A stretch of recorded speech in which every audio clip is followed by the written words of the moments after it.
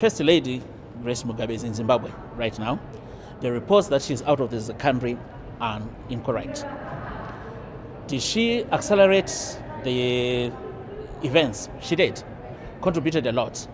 The rallies which were being led by the youth, which are supposed to be youth interface rallies, which was meant to address the challenges the youth are facing, one of the major one being unemployment. We're not doing that.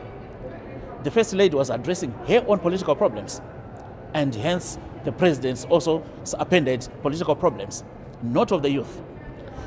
They were being used to attack and undermine the army.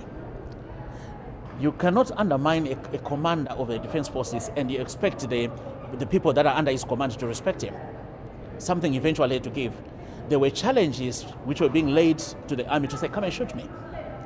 And she kept on taunting them. Something had to give. So yes, she contributed to this.